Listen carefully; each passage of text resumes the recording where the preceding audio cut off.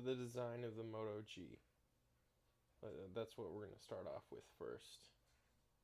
So it has a 4.5-inch screen, slightly bigger than the iPhone 5's 4-inch screen, as you can see here, and it's slightly thicker. It's 4 millimeters thicker than an iPhone 5.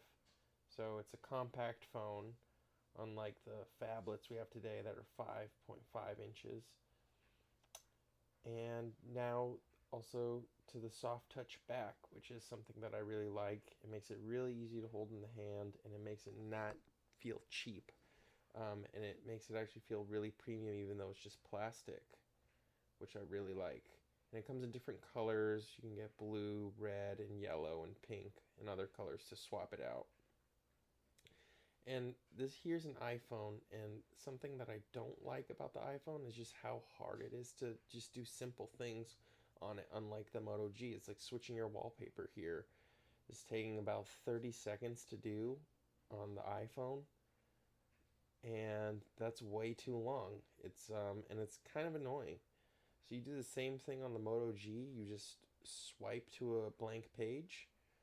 You hold your finger down, and then this pops up, and then you just click on wallpapers, and then you get another screen after that, this one, and then you just select the wallpaper. So it's much faster and much more fluid, and it's just a little thing that I found.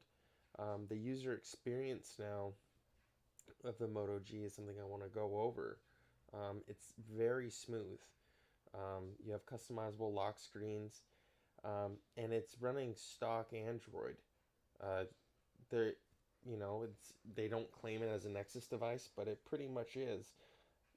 It's very fluid. You see the screens, you know, no lag at all, and they're just swiping across buttery smooth.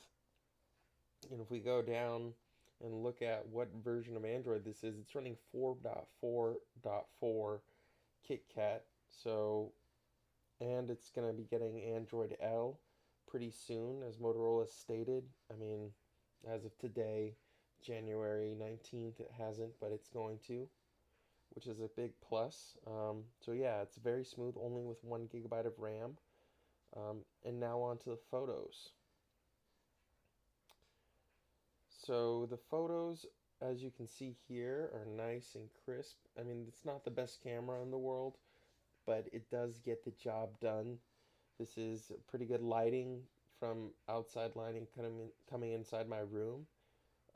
This is just a couple of my buddies, and we're just going and getting sandwiches. And you can see low lighting, not the best. I mean, this was very terrible lighting, but it's not going to do wonders with low light. So now we got some videos coming up with the Moto G.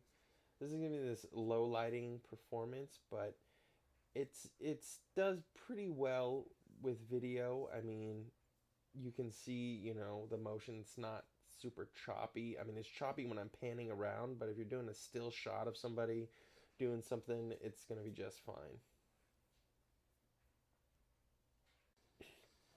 So in conclusion, I really like the Moto G. It gives you a Snapdragon 400 processor. It's the same processor that's in the 2014 Moto G, so they didn't change anything there.